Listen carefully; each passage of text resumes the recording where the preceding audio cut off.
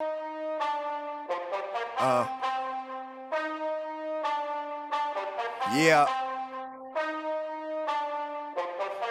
You already know I'm trained to go. It's about 8 o'clock for my favorite show. All the latest news on your radio. Had to start a wave, then I changed the flow. Y'all know who the best is, the Urban Collective.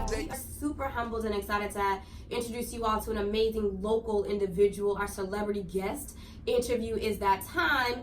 So right now, I'm really excited to introduce you all to an individual I've been grateful, humbled, and blessed and honored to know for quite some time now, doing some amazing work in the community. Kurt Faustin. For those of you who don't know, Kurt Faustin is influential speaker and a thought leader. He has worked with publications and outlets from Strong Women, Strong Girls, Boston Public Schools, Boston Pre-Release Prison, and the Huffington Post. Kurt has an unwavering commitment to ensuring permanent change within the mindset. He is a prominent orator that discovered the philosophy called emotional empowerment, which empowers your emotions to help drive you towards your success, thus speeding up the process of turning your dreams into reality. The depth of his talks ranges from being intimate within your dreams to taking your next step to make this come into full fruition. Just as important, his talks help remove the mental barriers of stress that hold people back from striving towards their goals. So all about that introspection and living life in action. Without further ado, welcome. Kurt I appreciate Faustin. it. Welcome. I appreciate it. Tell the people more about you. Yeah, say man. hello. Who are Say you what's outside up. of the What's bio, up? man? Bio says it all. You know, I'm 6'8". I'm joking. I had to look at you for a second. I like a lot of wax. I know he's taller than me, but Okay, not that kind of way.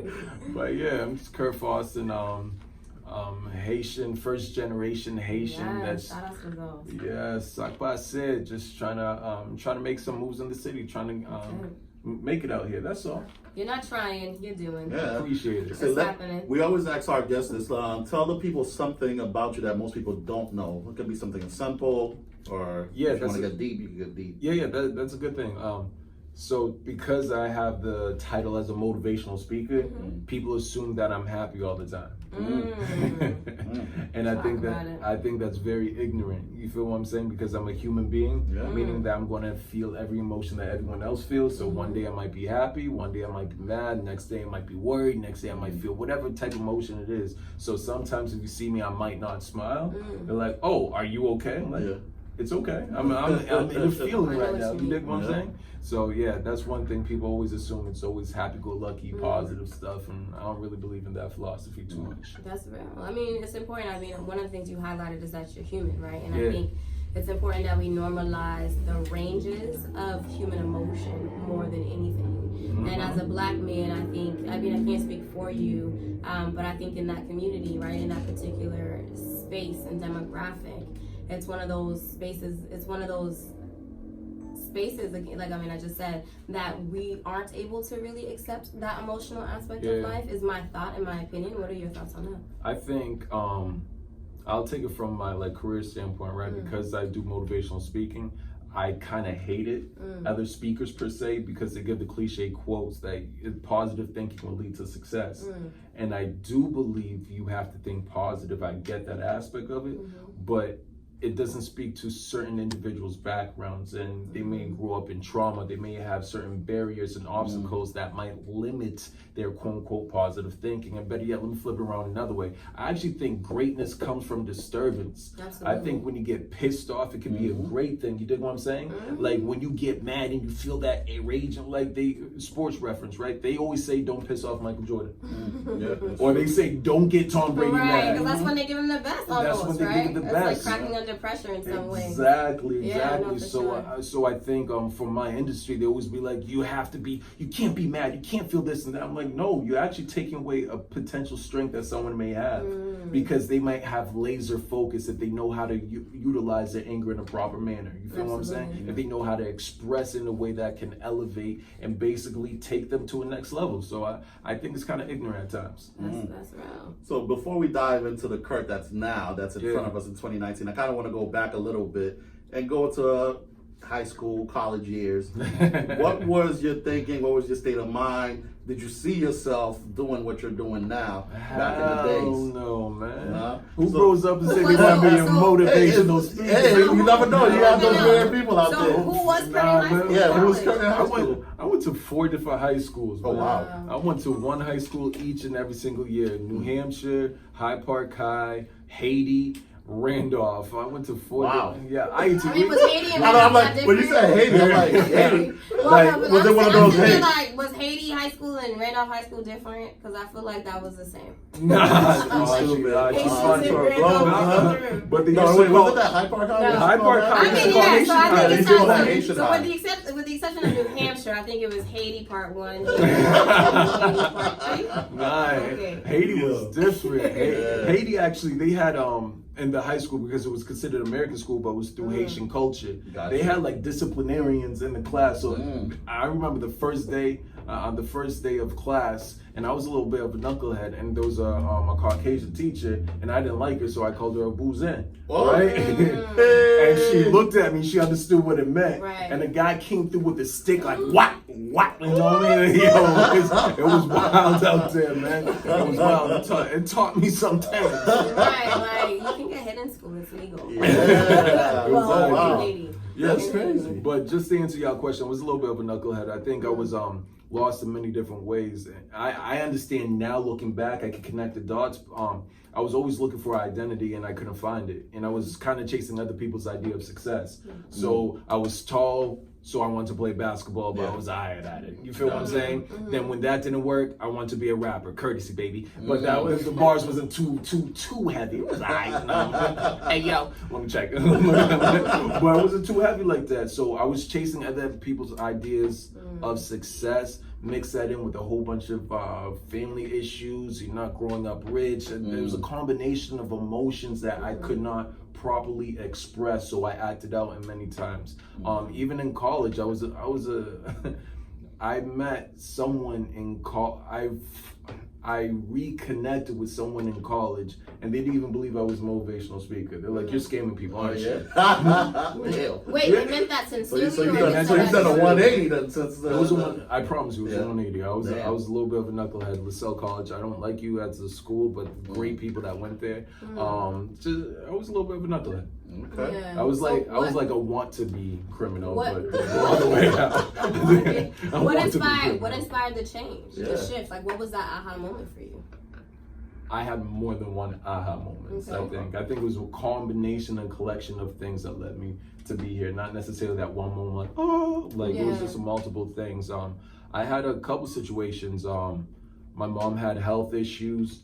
I had a bad situation where like, just to be honest with you guys, I had a situation where it could have turned really left. I should have got caught, could have went to prison for some time for doing something stupid. Thank God it didn't happen like that, and my family knew about it, and they were like, oh my goodness, reading the book Think and Grow Rich at a like 25-ish, that really sparked something in me.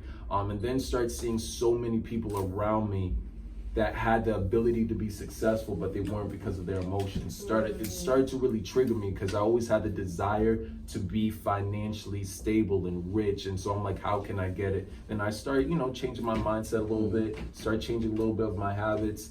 And then, and thankfully I had some good people around me. My man Mark, Vladimir, Corey, like there were some good-minded individuals. Yeah. We did some stupid things, but they were good-hearted people. You know what I mean? So that's a. Did you go to anybody for advice before you decided to change your whole? YouTube was my mentor. Yeah. I didn't have no mentors. I didn't.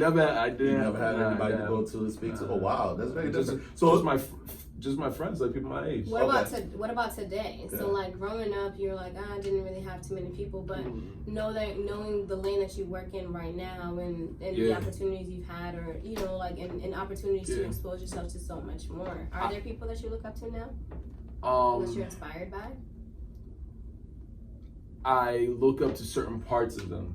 Gotcha. There's certain people I look up to certain parts. I don't want to put anyone in a high pedestal. I do think it's a necessity to have some type of a mentor per se. Currently, I never really had that person to like, older person be like, oh, Kurt, here's the way, or have you thought about like this and that. I really never had that. Whether it's business or, you know, in this motivational industry type of thing, I had certain people that gave me tips and advice, but no, I never really had that. Not like mentorship.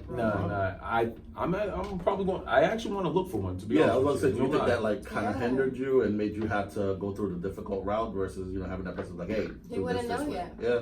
Honestly, I don't know. That's true. I mean, it probably would have saved me a couple $1,000s business-wise. I ain't gonna lie. I did some stupid stuff business-wise.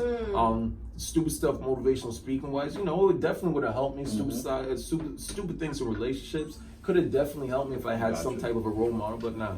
Okay. Yeah. That's not okay. So, you know, various life experiences led you to be in this position. Facts. Didn't really feel like you had much of a mentor or someone to look up to really lead the way for you. But here you are. Yeah. Right. So what does it mean to you right now, knowing where you are? I have not took time to truly, like, I'm very forward thinking. At times you're too close to the tree to see the forest. You feel what I'm saying? Yep. So I'm happy where I am, but I know there's different levels I'm trying to aspire to be. I know there's different people I'm trying to connect with. I'm doing self-evaluation of my performance, my business, who I am as a person. So I don't really take too much time and be like, you know, there's gratitudes and things, affirmations, things like that, but I want to sit there and just kind of relish in the moment per se, because I don't want to get too lost. I say let's bring it back a little bit too. So when I say like, who are you now? Like, what do you think of the person you are now? How do you actually view yourself?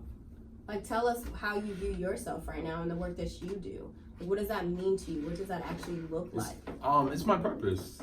I feel like it's my duty. I really just feel like that. I think it was for several years I was going to Boston pre-release prison for 4 years straight. People didn't know that. I was volunteering there every Saturday. 7:30 and 9:30, I was there all the time. I've been running halfway houses for 6 years. You feel what I'm saying? Okay. That's not... People now may see videos of me speaking to students, but I've been speaking to adults, and I still speak to adults 3 to 4 times longer. I've been contracted with job readiness programs for individuals that are going through different issues. I don't put cameras in their face, so no, I don't want to kind of, you dig what I'm saying? Right. It's private. So last couple of years, people are like, you're a great youth motivational speaker. I'm like, oh no, you have no clue. Like the work is so much deeper and grander, but I just feel like it's my duty. This is my purpose. I don't feel comfortable if I'm not living in this purpose. Like, this is what I really believe that I was born to do. You dig what I'm saying? Like, that's amazing. So you said you've spoken to youth, or you speak to youth. You've been in the prison system, halfway houses. What other venues and spaces have you been able to? Nursing home. I've done a nursing home before. I did many years with Toastmasters. Toastmasters really sparked it off. Actually, Toastmasters helped lead me to be here too. I could say that it was through Toastmasters I gave an icebreaker speech of a situation, and a lady cried and said that was one of the best icebreaker speech ever. And I had no clue what she meant by that, but it was the first time I started to get a response for a real skill. And I'm like, and she's like, this is your gift. I'm like, what do you mean by the gift? And so then I started kind of to play with it more, and then it was through Toastmasters I was able to find that my gift in public speaking per se. And what have you, so since then you've been speaking in other spaces, but you've actually transitioned to the world where you're creating your own spaces, right? So what is that looking like, and when did that merge come on? I think business-wise, it's one thing to consistently look for speaking gigs, because that's what I'm doing per se. But it's another thing to say, you know what, let me create the space, the environment, the vibe, let me create the feel what I want people to feel from beginning to end. So that's when I'm like, just kind of put on my business hat. I'm like, I want to create the atmosphere, the climate where people are in here like, know what, this is it. Not just the words, it's just the feeling, the movement, the people, the synergy around us. So, and I think we day party really well here. We day party really well here. Right, like, but let's turn up our soul. Exactly. You know what I mean? So I don't think there's a huge lane per se to turn up on a mental and emotional level. So that's the space I'm trying to take over. So I know you've been doing the motivational speaker for a while.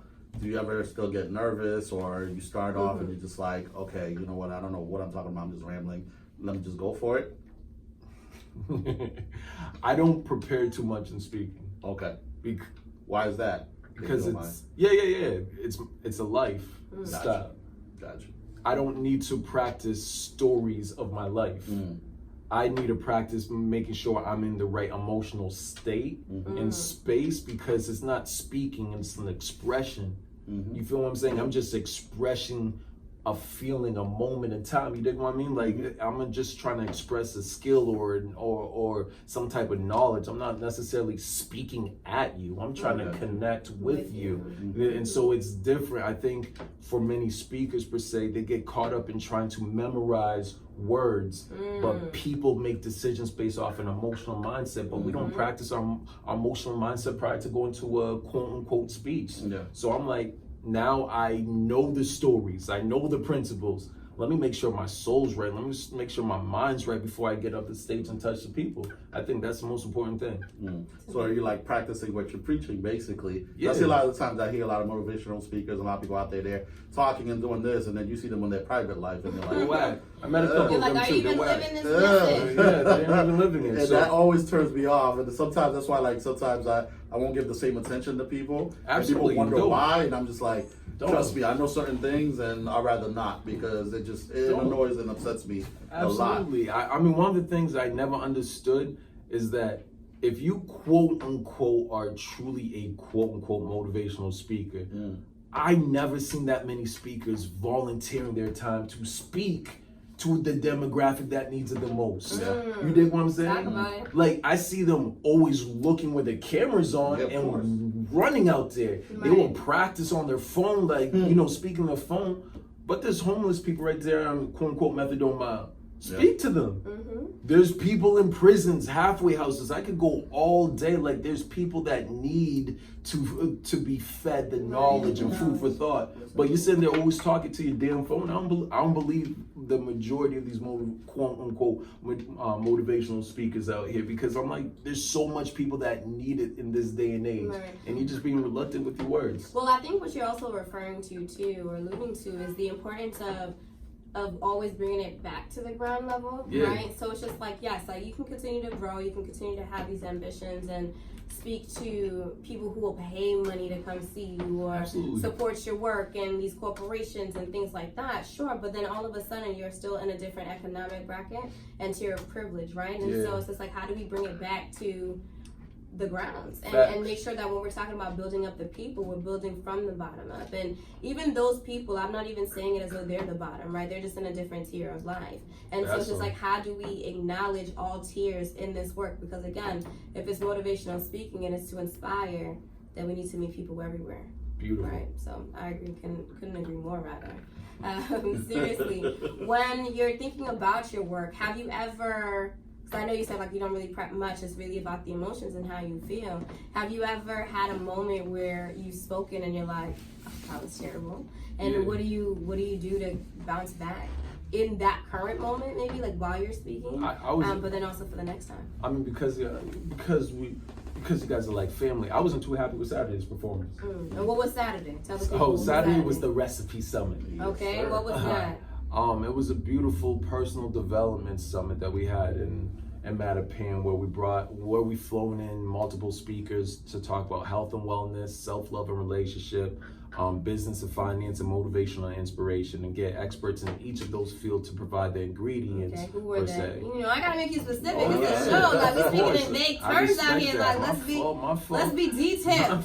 All right. So who was the health coach and Tracy, self-love? We got Tracy G to come out to speak about health and wellness. Okay. We had Rob Hill to come out and speak about what was it, self-love and relationships. Amazing. And it's his birthday, by the way. Happy birthday, man. Happy birthday. We brought Prince and Dana, Prince Darnell and Dana Chanel to come talk about business and finance. And then I did the motivational and inspirational part. Okay, so why then? And why those points? Because from what I see, I think those are the main obstacles I've seen for our current demographic, our current age bracket, millennials per se. I think that's the top obstacles we're currently facing. So why not bring a summit to talk about all of it, not just the finance, but let's talk about the health portion, not just the health portion, let's talk about the relationship aspect. So that was the whole idea of it, to talk about the main aspects or main obstacles we're facing, and then give tools from people who have demonstrated levels of success to kind of share back with the people. We're going to talk about the summit in a minute, but I do want to bring it back to the initial question too. So you were saying that actually your keynote at the summit wasn't your proudest moment, or like was a moment where you were like, it was tell us more. It was because it was my first summit. I really learned a lot about myself. I was stretched thin in terms of delegation and task and working, so I didn't get to do certain routines prior to going on stage. So I walked on stage and I was literally tired. Like the first time in my life, I was emotionally and physically just tired walking on stage, because I was running around for God knows how many months, especially that last week was just crazy. So I didn't get to do a lot of my routines. I think the result was great. But like I said, I'm a little bit, I analyzed myself a little too hard. What did you tell yourself to like get through it in the moment where you were delivering and then post it? Go hard. It was like, go hard. I already knew some of the things I was going to say, had an idea of it, different points. Always look back and just figure out where I could, fine tune it to make it better. But one thing, just to let you know, I was in the audience and listening to you speak. And I said it to you the other day, and I wanted to kind of reaffirm it to you too. It was a great speech. I appreciate that, you did awesome, man. I'm recording, and at a certain point I had to like block myself out because I had to keep remembering, okay, I'm recording. I'm not just here sitting and doing that and listening to you. So your speech came out great. I know as a motivational speaker, as any creative, you're harder on yourself just because you know what you want to do. But from the outcome and what you did, definitely for the first time doing a summit like that, it definitely was a great intro, man. Appreciate that, man. I definitely do.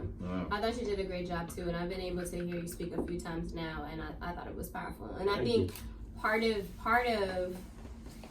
it really is, it's like when you know you do this so often, you know what you like to do, and you know what you like to sound like, and you know what you know the points where you're like, definitely want to walk away making sure they know this and this and this, and this is the goal, right? Like even though we're not writing it all down, we're like we have a mental note, and so I totally hear you.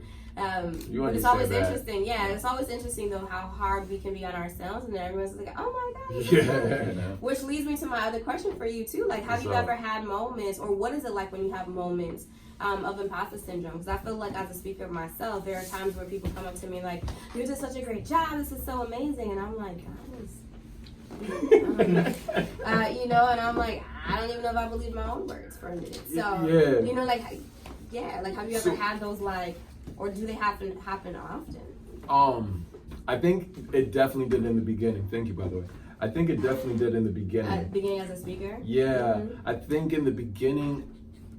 All right, so in the beginning, I did not really have my own footing per se. I didn't really know who I was as a speaker. I was running around trying to be a motivational speaker, but what the hell does that mean? You feel what I'm saying? Like and even for those who are looking to build the business and motivational speaker, people don't hire motivational speakers, let's be honest. That's not what they hire. They don't hire a quote unquote motivational speaker.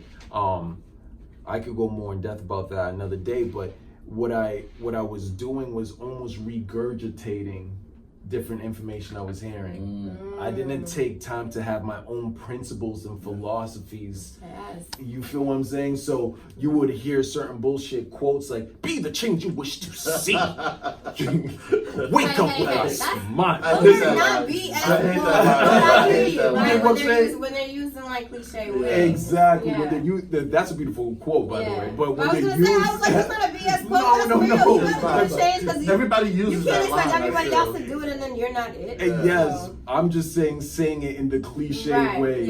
And if you look online, everybody sounding like Tony Robbins. And everyone sounding like Gary Vee. Everyone sounding like Eric Thomas. You dig what I'm saying? And for a while, I was lost in that realm, and went to the point where I had to stop listening. I don't listen to them. I promise you. I barely listen to them now. because I would find myself mimicking and losing myself in that, and then just speaking that, and like, what am I? I'm just, oh, sorry, my fault. I'm just like, I'm losing myself. You dig what I'm saying? You want to be authentic to yourself. I want to be authentic to myself. So that's when I sat down in solitude for several months to figure out, what am I about? What's my purpose? What does it mean? What's my mission statement? What do I believe in? Why do I believe in this? What are true obstacles I've had in life? What do I deserve this position? Do I deserve, because I promise you, it is a privilege to sit there and have 50 people, 100 people, 100 and plus people to look at you and they want to pay you their attention. Like, do I deserve that position? You dig what I'm saying? And I had to take time to myself to figure that shit out. So did you find out that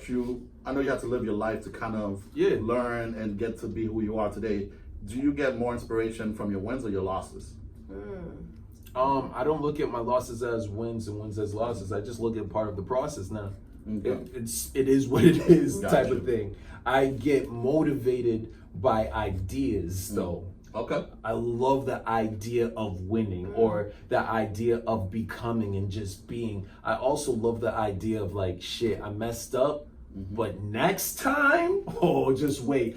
So I'm like excited for my next speaking opportunity because I know it's going to go crazier than the last 3 times because I'm like, I got something to prove type thing. So it goes both ways. Talking more about that too, and like that introspective work that you do in order to deliver something powerful. I want to bring the intersectionalities into this conversation. And so when I see you, I see a man, I see a black man, and I see a person, like you said, who's first generation. I mean, I don't see first gen, right? I mean, but you've identified as that. Do you feel like you have responsibilities, or what responsibilities do you feel like those identities, having those identities plays in the work that you do and how you operate? Absolutely plays into it. I did an unconscious bias training a couple weeks ago for teachers of a high school, and 9.5% of the teachers were white.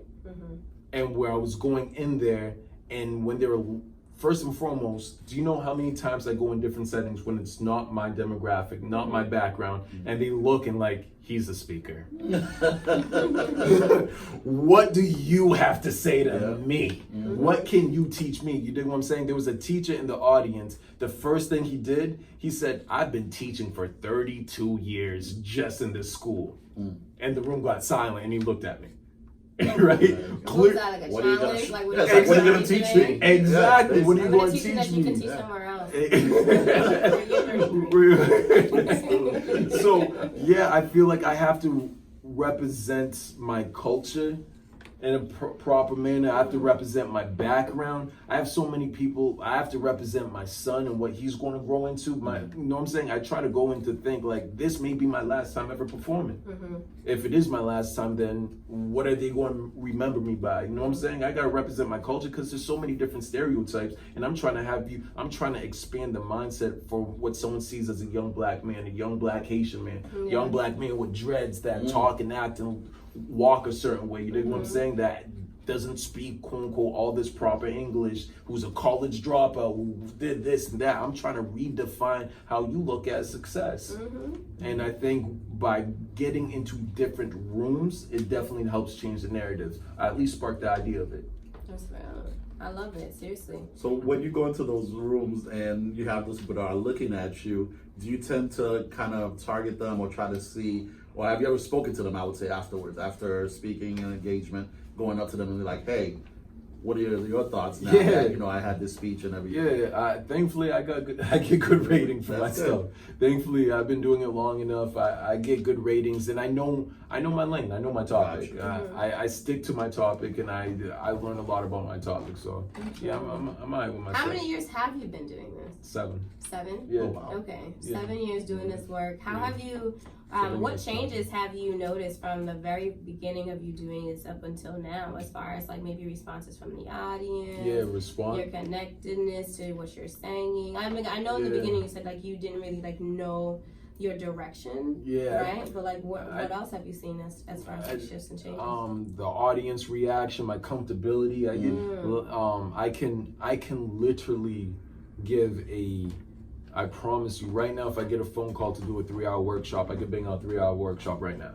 I could not do that in the past. Gotcha. I would struggle to talk for 10 minutes. Yeah. You feel what I'm saying? Like, oh shit, what do I say next? What do I do? Now I can break down like how to perform for the audience. You know, you just kind of find your niche or niche, or you know, you find your formula to make it work for the audience. Absolutely.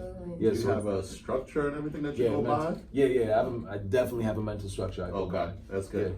And you were saying before too, like, you know, part of why you felt a little stressed when you had to be a speaker and open up your own event on Saturday was that you didn't go through your routine. Yeah. What does your routine look like for Kurt? He's mentally preparing and physically preparing.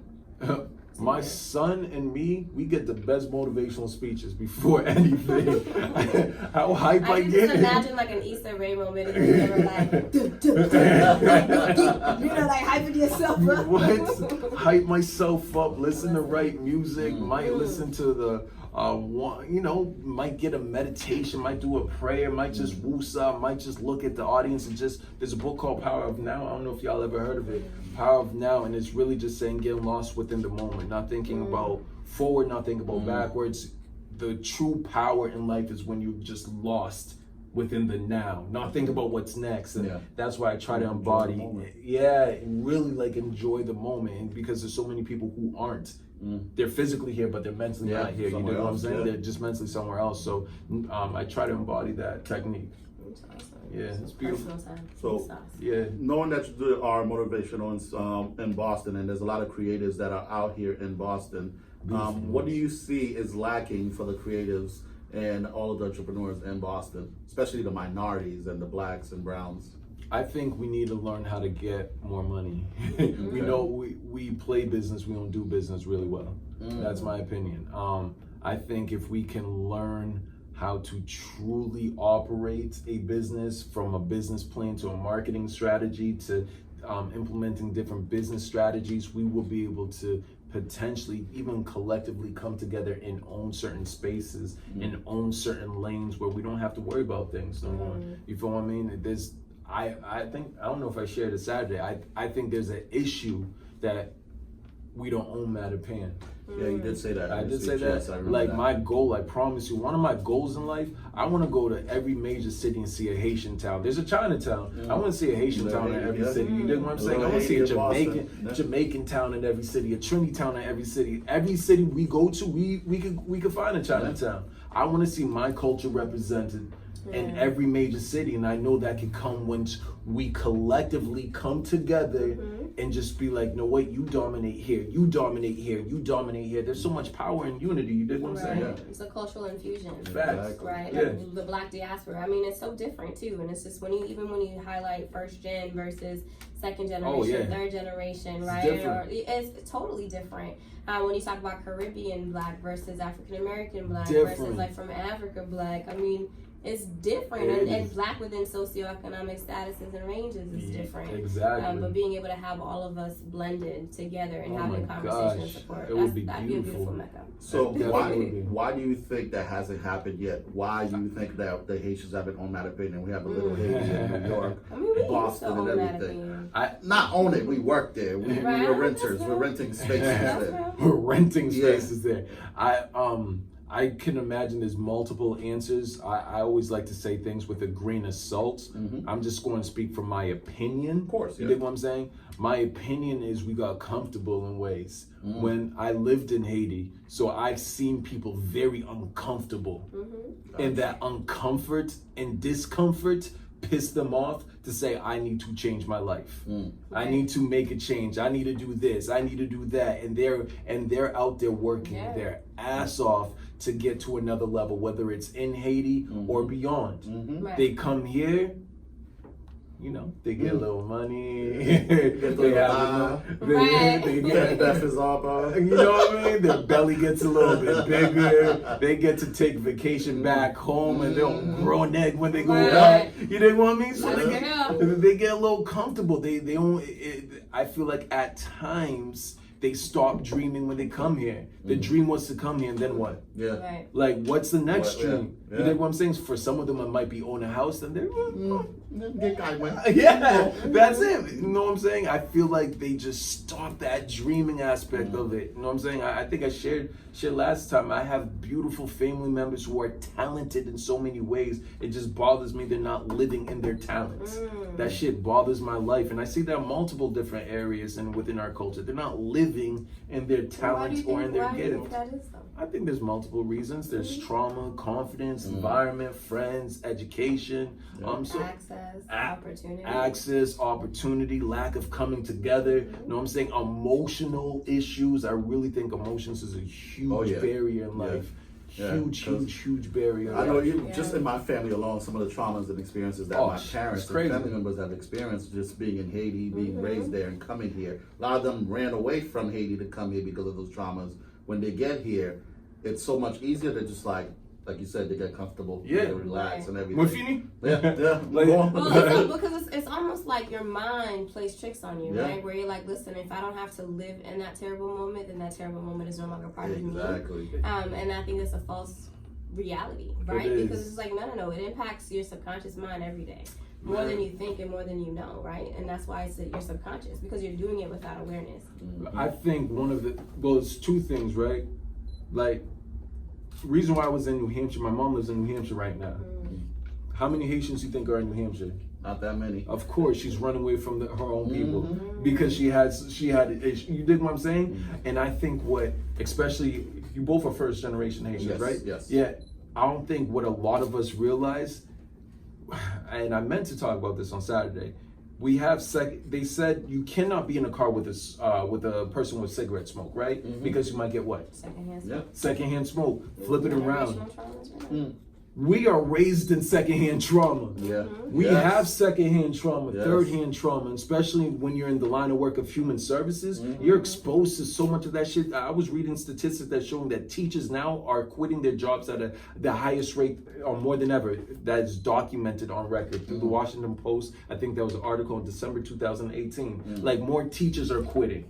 Secondhand trauma is crazy. You're just dealing with traumatic situations and traumatic environments. You're like, you know what? I got to do anything I can to get away from that. You know? And I think our parents are also part of that equation. It's interesting you bring in education into it too, because actually I had a moment where somebody was applying for a job or had already accepted a job in the world of education, right, as a para, and so that means like their support as a substitute in ways, and so that means that they're filling in for teachers that aren't there, which is totally fine and it's so totally necessary too. But this person actually used to teach as well for 10 years, so I'm like, why were you a teacher and then now you're coming to be a sub? And it was to the point that you just said. It was just like, I couldn't leave work at work anymore, right? And it was just like the responsibility that comes with being that teacher who's in that room every second of every day. He's like, I have my own 2 children now to raise, right? And so it's just being able to find that balance and to stay afloat, really, and manage the worlds that you're able to be in, right? To make sure that you're also implementing a level of self-care while you're pouring into other people as well. It's facts. The self-care, self-love, self-maintenance. So just put it all together. It's just self-maintenance. A lot of us are lacking. I wanted to ask you though, because you continue to talk about emotions and being emotional and how we don't address it enough. We don't. If you can talk to Black men, or actually I want you to talk to Black men right now and share your thoughts and your views about them being emotional and the value of it. I think or why it's valuable even. It's tough because, let me really piece this together. I think there's such beauty in being vulnerable now that I did not realize before. If you look at the center of any good relationship, is vulnerability. It is someone like your best friend is someone you could just be yourself with. You could be vulnerable with. You could share your secrets with. You could cry with. You could go to them in any emotional state and they will accept you for who you are. That's beautiful. Unfortunately, men, I know guys out there right now, I've been in rooms with them. You dig what I'm saying? some of their best friends don't know certain shit about them because they don't even know how to express it. They don't know how they're going to be judged. There's such beauty and vulnerability, but I think one of the one of the bullshit things we've been taught is suppression. And when you suppress that vulnerability, you're suppressing part of yourself. When you're suppressing part of yourself, this is why suicide rates are so high for men. When you suppress part of yourself, what is that going to lead to? Depression. That depression makes you feel no vision for beyond your current reality. Lack of purpose. That's if you look at statistics, men are committing suicide at a higher rate than women. Men go to jail more than women. Men are suspended from school more than women. Men are men are homeless. They make up up to 80% of the homeless population. I mean, I could go on and on and on about statistics. Men are dying at an earlier age, and I do think it's directly linked to our emotional mindset. I know niggas right now. I know He's like, I'm in my moment. I just got clicked. But I know dudes right now that get see, it messed me up. I know dudes right now that due to their lack of emotional state, they're sitting there smiling with people but hurting inside. I know. I mean, come on, let's be honest. We all been in situations where we're in a room full of people but we feel alone. You know what I'm saying? And what does that do? Because I talked about secondhand trauma, right? I know girls right now, or women out there, let me correct my language, I apologize. I know women right now that had to deal with broken men. And that shit's just unacceptable. It's work. You feel what I'm saying? It is work. I think it's a shame that out of all cultures and all demographics, black women are probably the only race out there that have to wonder if black men will love them. And that's because we don't know how to love ourselves. Shit, you feel what I'm saying? Like, black men don't even know how to love ourselves. And so subsequently, what happens to our beautiful black queens? We get neglected, or we feel like we're not good enough. And then what happens? All we're trying to do is pour love. And then what happens to our culture? It deteriorates. Exactly. And we're watching it happen all the time. And we watch it happen all the time. And what pisses me off is that businesses capitalize off of this. They're making money for people to go to prison. It's billion-dollar industry. What they're saying is you can't talk about your emotions, but invest your monetary or the hard to come by monetary income on all these superficial elements that really talks about that these superficial items that almost express levels of worth, right? And self-efficacy and acceptance. And I'm like, it doesn't matter what your sneakers collection looks like or what brands you're wearing. Like, that's not what makes you amazing. It doesn't. Right? It's who you are as a person. So think of it like this: if you grow up in broken homes and environment, right? If you grow up in broken homes and environment, if you go to school in broken environment and a broken school system, you live in a broken home, you're around broken people consistently. What is one feeling you would die to feel? Is significance. You will want to feel rich. So why do you think we're the number one consumers of Mercedes-Benz? Why do you think we're the number one consumers of Gucci products and belts? Why do you think we're the number one consumers of Jordans? I mean, I could go day in and day. Like, there is literally, if you Google it, how to sell to a Negro 1954. There's a video on YouTube that says literally how to sell to a Negro in 1954 that would speak, only thing you have to do is make the Negro feel significant because his whole entire life he has not felt like this. If you want the sale, that's all you have to do. Like, this is like real shit. You could look this up.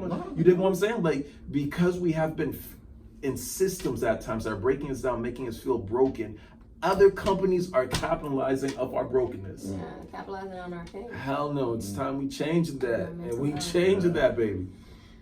Well, I thank you for it and all the work. Seriously. I thank you for your work.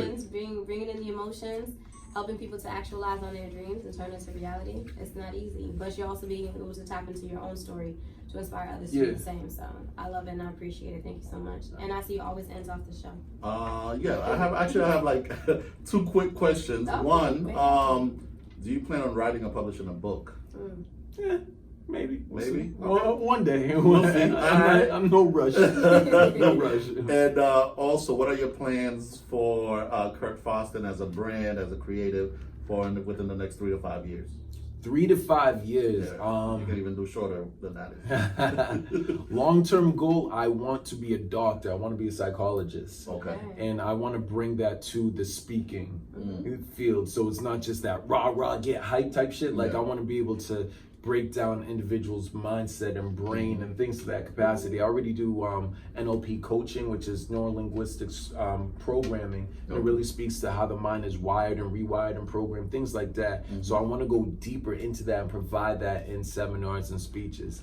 But I really want to own the lane and space when it comes to not just personal development, but I want to mix a little bit of entertainment with it as well. Gotcha. And people don't get excited if I say, I'm having a workshop next week. No one hear that shit. But if you mix it with a little bit of entertainment, a little bit of a show, and mix it in with education as well, I think we have a winning formula. So I've been looking to do that a lot more in the city and beyond. All right, nice.